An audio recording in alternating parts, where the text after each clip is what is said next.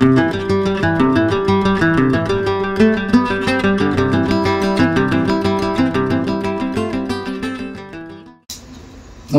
Deepak मामुनी podcast मध्ये पुन्हा एकदा आपलं स्वागत आहे. मित्रांनो, खूप दिवसांपासून एक डिमांड होती की पॉडकास्टला एखादा आपला कलाकार हवाय. तर आज ती तुमची इच्छा मी पूर्ण करतोय. आज आम्ही आलो आहोत एक रंगरेषांचा जादूगार किंवा रंगाचा जादूगार असं म्हणलं तरी हरकत नाही. आमचे मित्र अतुलजी गायकवाड. नमस्कार अतुलजी. नमस्ते सर. नमस्ते. आपण सुरुवात करतोय पण एक थोडक्यात तुमची ओळख आमच्या प्रेक्षकांना करून द्या. नमस्कार, मी अतुल अभिमन्यू गायकवाड. मी एक कला शिक्षक आहे. माझे वडील जे होते अभिमन्यू गायकवाड, ते एक उत्कृष्ट चित्रकार होते, त्यानंतर गायक होते, त्यानंतर वादक होते आणि त्यांच्याकडूनच मला ही कला आत्मसात झालेली आहे. लहानपणापासून त्यांचे रंग रेषा, त्यांचे पटकारे पाहून मी ही कला आज पुढे चालवली आहे. म्हणजे आपण काय म्हणतो की जीन्स मध्येच ते होतं तुमच्या. की एक आपण म्हणतो ना, आपल्या वडिलांकडनं तो वारसा तुमच्याकडे आलेला आहे. आणि तुमचं बालपण वगैरे कुठे गेलं मग? माझं बालपण वालचंदनगरला गेलं. माझा जन्मच वालचंदनगरचा आहे. श्री वर्धमान विद्यालय व कनिष्ठ महाविद्यालय वालचंदनगर ही माझी शाळा आहे. आणि त्याच शाळेत आज मी ड्रॉइंग टीचर म्हणून सेवेत आहे, काम करत आहे. एक तर मित्रांनो, वालचंदनगरचं पाणीच आपण असं म्हणूया की पूर्वीपासून एक म्हण म्हणा किंवा आख्यायिका आहे. वालचंदनगरचं एक टॅलेंटच आहे. कुठल्याही क्षेत्रात जावं तुम्हाला, वालचंदनगर एक काळ असा होता की टॅलेंट उपजतच होतं प्रत्येक ठिकाणी. तर त्यातलाच एक आपण हिरा म्हणूया, मोती म्हणूया की सरांचं तुम्ही आपण बघूयाच आपण पुढच्या प्रवासामध्ये की ड्रॉइंग असेल किंवा चित्रकला असेल किंवा आता ते कला शिक्षक म्हणून आहे. तर तुमचं फलकलेखन तर फारच गास्त आम्ही बघत असतो स्टेटसला वगैरे. सर, फलकलेखन मी कंटिन्यू 5 ते 6 तास तिथं उभं राहून ते करतो. फलकलेखनाचा विषय असेल, थीम असेल, त्याची मांडणी असेल, ह्याच्यावर अगोदर 2 दिवस चर्चा करतो. आणि जे दिनविशेष आहे त्या दिनविशेषाच्या अगोदर एक वातावरण निर्मिती व्हावी, विद्यार्थ्यांना कळावं की 2 दिवसांनी काय आहे, त्या निमित्ताने मी ते फलकलेखन करतो. अतिशय उत्तम असं सरांचं फलकलेखन असतं. कोणताही कार्यक्रम असेल, जयंती असेल किंवा एखादा महत्वाचा सण असेल, तर त्याच्यामध्ये फलकलेखन करायला कमीत कमी तुम्ही म्हणलं की 5-6 तास कंटिन्यू उभं राहून करता. म्हणजे मेहनत लागते, निष्ठा लागते आणि पॅशन लागते. पॅशन सरांकडे तर निश्चितच आहे. आणि आणखी आता तुम्ही बारामतीमध्ये राहिला आहात. हो. आणि बारामतीमध्ये अल्पावधीत तुम्ही फेमस झालेला आहे एका गोष्टीमुळे. हो. की आपल्या इथलं जे मॉल आहे सुभद्रा मॉल, तिथं तुम्ही लोकांची व्यक्तिचित्र रेखाटता. हो. त्याविषयी काहीतरी माहिती सांगा बरं.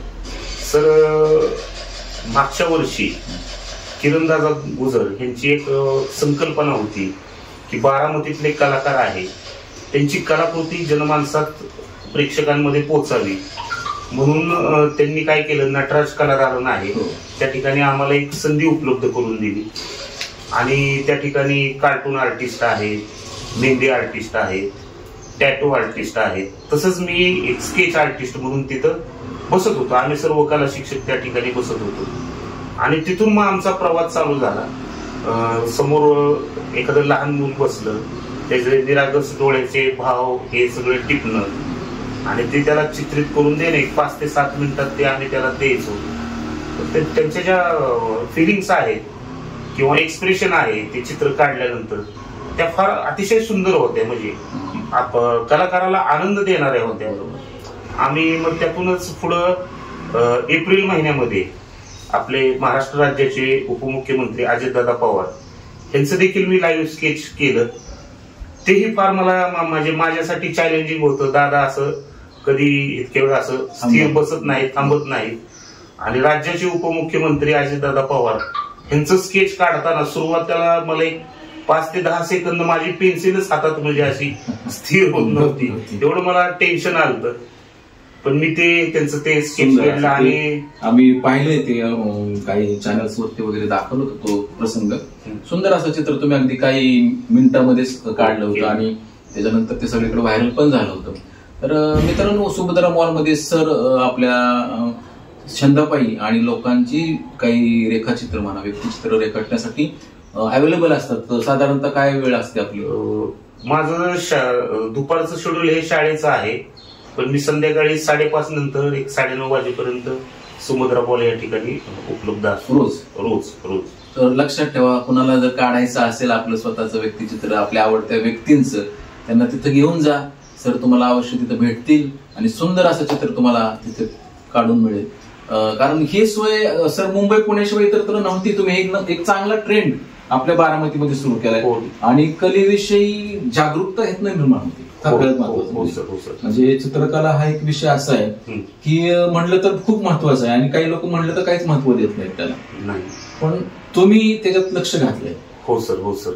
आता कसं होतं सर बरं का, समजा कुणाचा वाढदिवस आहे किंवा आपल्याला एखाद्या आपल्या जवळच्या व्यक्तीला गिफ्ट द्यायचं झालं तर आपण कपडे देतो की जे किंवा जे ट्रेंडिंग मध्ये आहे, एखादी वस्तू देतो, परफ्यूम देतो. पण ही व्यक्तिचित्र हा असा विषय आहे की ती व्यक्ती, तो जो तिची गिफ्ट आहे ती चिरंतन त्याजवळ ठेवते, भिंतीवर लावून ठेवते आणि ते सतत तो वाढदिवस, तो क्षण त्याला तो आठवतो त्या चित्राकडे बघितल्यावर.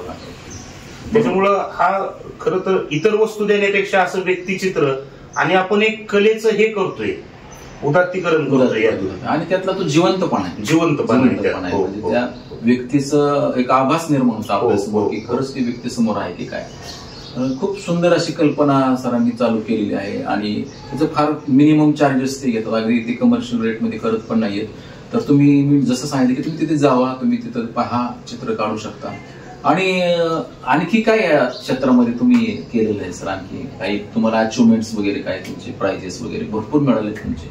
सर आता तुम्ही आता फलक लेखनाचा विषय काढला, मी सलग 5 ते 6 वेळा मागच्या वर्षी राज्यस्तरीय फलक लेखन स्पर्धेत प्रथम क्रमांक मिळवलेला आहे.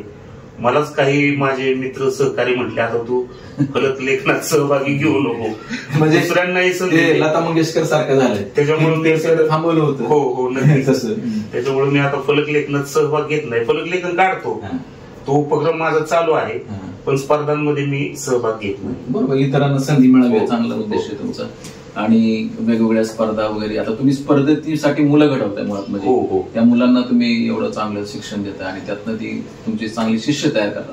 ही परंपरा पुढे चालू राहिली पाहिजे आणि त्यासाठी सरांचा प्रयत्न आहे. जसं मी म्हणाल की त्यांचा वारसाच कलेचा आहे. जसं त्यांनी सुरुवातीला सांगितलं की त्यांचे वडील चित्रकार होते, गायक होते, वादक होते, तर त्यातलं पण मला एक सांगायचं की तुम्ही पण गायक आहात. हो सर, हो. थोडस मला छंद होता. 2 वर्षापूर्वी मला काय अचानकच हे झालं 31 डिसेंबरला की आज संध्याकाळी आपण फॅमिली सगळे, मी, माझा मुलगा आसिफ, तोही आलता कॉलेजवरून, आणि मॅडम, आपण आज म्हटलं मस्तपैकी संध्याकाळी घरगुती आपलं गाण्याचा प्रोग्राम करायचा. त्याच्यामुळे मी ते कोराओके एक स्पीकर आणला होता आणि तिथून मग माझी ही वाटचाल चालू झाली. मला जसा वेळ मिळेल तसं मी थोडस ट्रॅकवर, कराओके ट्रॅकवर अशी गाणी मी गातो. बरोबर सर, आमच्या म्युझिकल फॅन्स ग्रुपमध्ये पण सदस्य आहेत, स्वतः गाणी गातात. आणि एवढंच नाही तर त्यांच्या मॅडम या सुद्धा गायिका आहेत, त्या सुद्धा प्राध्यापिका आहेत. त्यांची यांना फार मोठी मोलाची साथ आहे. निश्चित साथ असल्याशिवाय मार्गदर्शन आहे.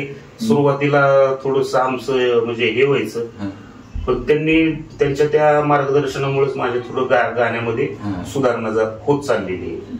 म्हणजे एकमेकाची कला जोपासत ते पुढे चाललेलं दाम्पत्य आहे. आणि खरं जीवनाचा आनंद घ्यायचा असेल तर आपण आपले छंद, मी सुरुवातीपासून सांगतो की जो एक काही छंद असेल आपला, कुणाला चित्रकलेचा, गायनाचा, कशाचाही असू द्या, पण जीवनामध्ये आपण पैशाबरोबर ते जपलं पाहिजे, तरच आपण खरं आनंदी आयुष्य जगू शकतो असं मला वाटतं. आणि सर ते पुरेपूर त्याचा फायदा घेतात असं त्यांच्या चेहऱ्याकडून तुम्हाला पाहून वाटलं. त्यांचं वय मी तुम्हाला सांगणार नाही आणि त्याचा अंदाज पण तुम्ही करू नका, तुम्हाला लागणार नाही.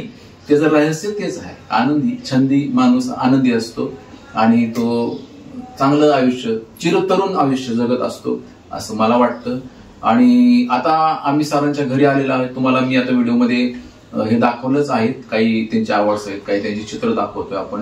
आणि एक रिक्वेस्ट मी सरांना करणार की तुम्ही जसं तिथं काढता चित्र, तसं आम्हाला इथं एक जरा लाईव्ह डेमो आमच्या प्रेक्षकांना निश्चित आणि मी तुमचंच व्यक्तिचित्र काढणार आहे. आता सर माझं चित्र काढणार आहे, तुम्ही ते पहा. आणि मला वाटतं आपण आणखी काही सरांना विचारायचं असेल तर तुम्ही मला कमेंट सेक्शन मध्ये नक्की कमेंट करा. सरांची काही चित्र पाहायची असतील तर सरांचा पण चॅनल युट्यूबचा आहे सर मला वाटतं. हो आहे. तुम्ही त्यांना फक्त अतुल अभि आर्ट्स त्याची लिंक मी तुम्हाला डिस्क्रिप्शन मध्ये टाकणार आहे. तुम्ही ते सगळे सर्च करून त्यांच्या चॅनलला पाहू शकता. त्यांचा चॅनल तुम्ही सबस्क्राईब करू शकता आणि गाण्याचे पण त्यांचे काही व्हिडिओज त्याच्यामध्ये असतील तर नक्की करा. आणि सर तुमची ही कलेची परंपरा अशीच चालू राहू द्या. अविरत सेवा, चित्रकला असेल, गायन कला असेल, तुम्हाला पुढच्या काळामध्ये भरघोस उदंड यश मिळू दे अशी आमच्या सर्व प्रेक्षकांतर्फे तुम्हाला मी सदिच्छा व्यक्त करतो. आज तुम्ही आम्हाला बोलवलं, तुमचा वेळ दिला त्याबद्दल आभारी आहे. धन्यवाद सर.